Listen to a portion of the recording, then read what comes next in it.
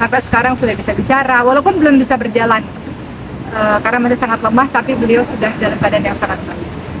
Semua dokter, tidak hanya dokter di Arab, di Mekah, tapi juga dokter di Indonesia mengatakan, Masya Allah, ini kasus yang sangat langka. Beliau bisa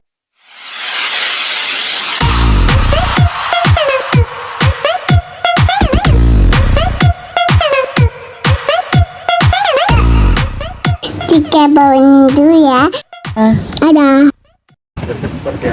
Iya, hari ini ibu saya masih berada di ICU di Jakarta.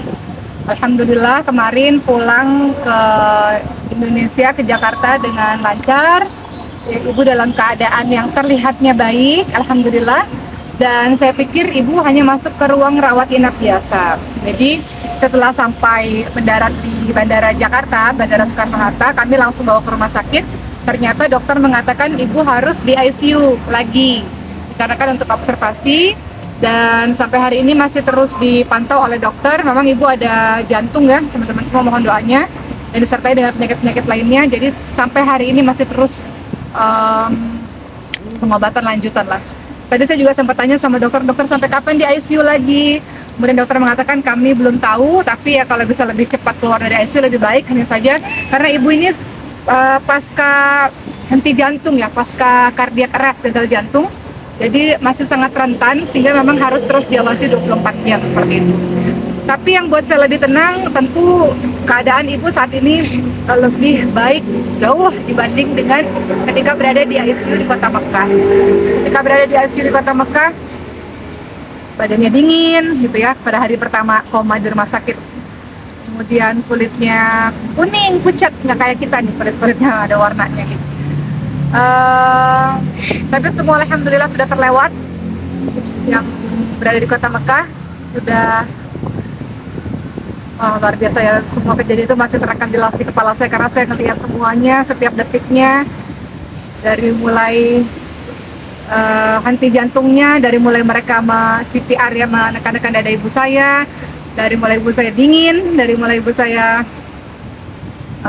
tidak berwarna, kulitnya kuning gitu ya, pucat, sampai akhirnya berangsur-angsur berwarna kembali kulitnya, sampai sekarang sudah bisa bicara, walaupun belum bisa berjalan karena masih sangat lemah, tapi beliau sudah dalam keadaan yang sangat baik. Semua dokter, tidak hanya dokter di Arab, di Mekah, tapi juga dokter di Indonesia mengatakan, Masya Allah, ini kasus yang sangat langka.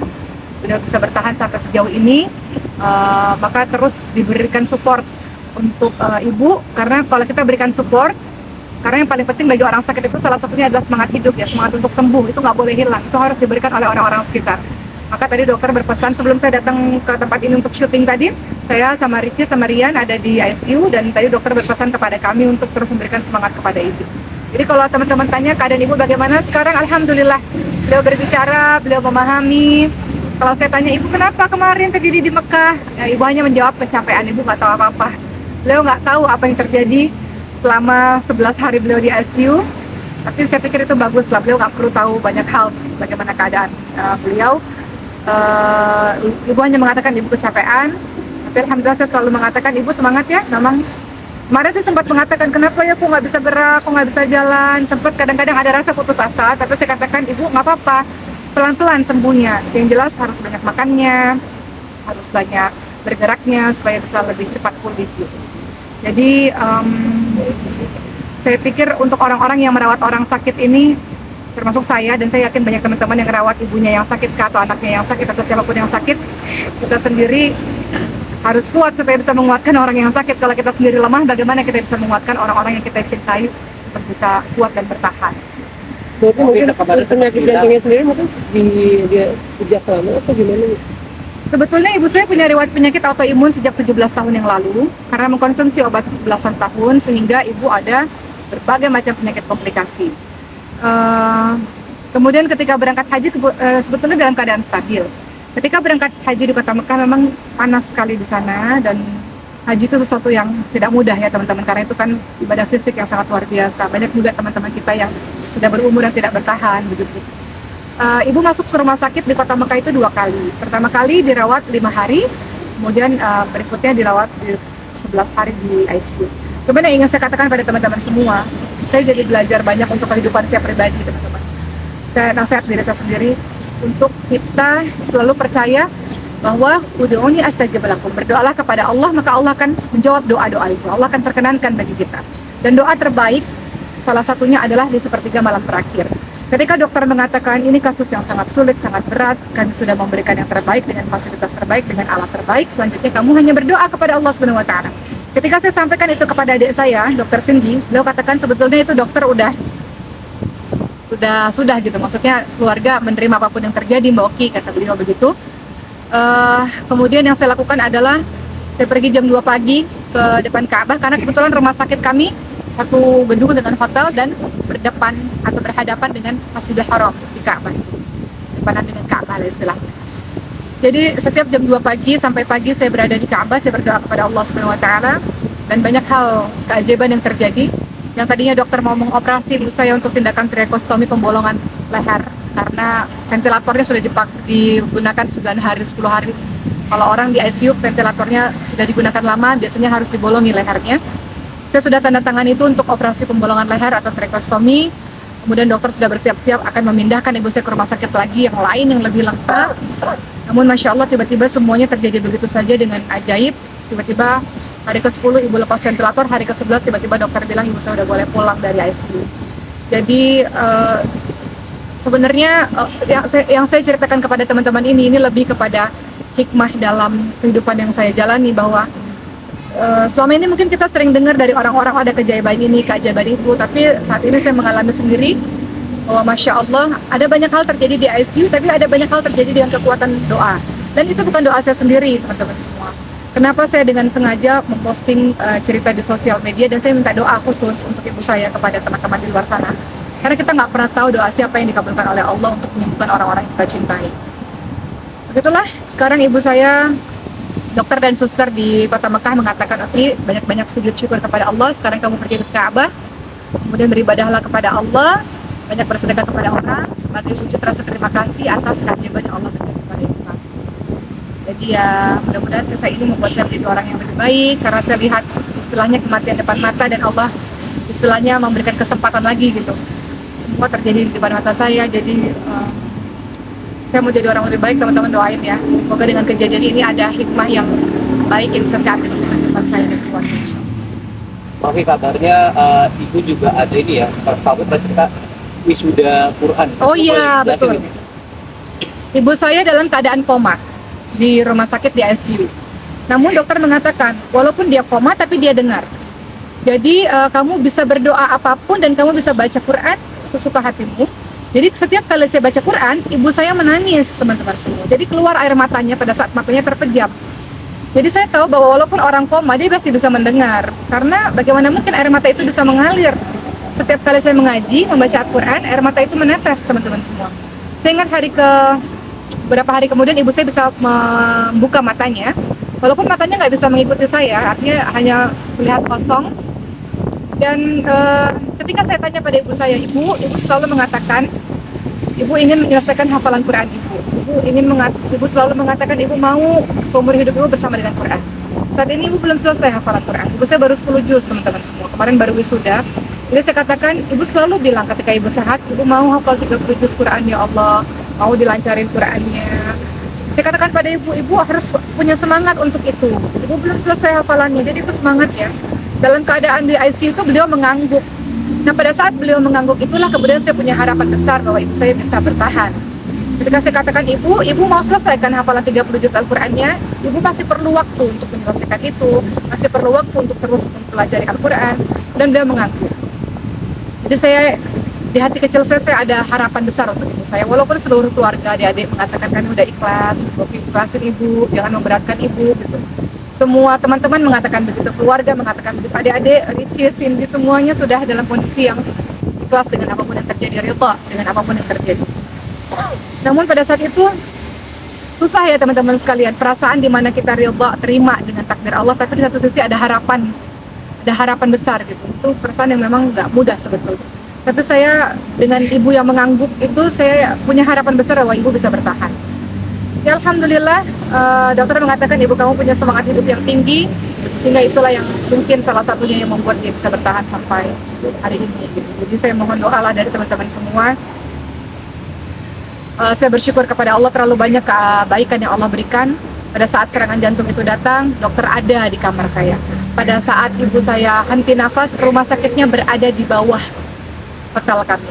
Bayangkan kalau dokter tidak datang, bayangkan kalau hotelnya jauh, kami harus naik kendaraan berapa menit yang terbuang. Sementara kalau sudah 7 menit atau 10 menit ke atas, henti nafas, berarti sudah susah untuk tertolong. Jadi setiap menit itu sangat berharga. Jadi Allah buat ketika serangan jantung dokter ada di situ, visit ke kamar kami. Allah buat rumah sakit itu berada di bawah hotel kami. Allah buat saya ketika kejadian itu pun ada di situ. Terbayang kalau saya pada saat ibu saya sedang henti nafas atau gagal jantung itu saya berada di luar, saya tidak terbayang. Jadi itu yang terjadi selama saya haji, teman-teman semua, sebuah pengalaman yang sangat mahal buat saya. Dan saya cuma mau mengatakan untuk diri saya dan kita semua, kalau kita meninggalkan sholat malam, berarti kita tidak merasa benar-benar perlu kepada Allah Subhanahu wa taala. Jadi kalau kita merasa kita perlu kepada Allah, maka jangan pernah tinggalkan sholat malam itu, karena dahsyatnya doa-doa yang Allah kabulkan pada saat sholat malam itu. Jadi saya hanya berdoa kepada Allah, semoga teman-teman yang Allah berikan orang tuanya sakit atau anaknya sakit, orang yang dicintai sakit, jangan berhenti berdoa, jangan berputus asa, selalu ada harapan. Mungkin dokter katakan susah, sulit dan sebagainya, tapi kalau Allah sudah berkehendak, tidak ada yang tidak mungkin, insyaallah. Dah?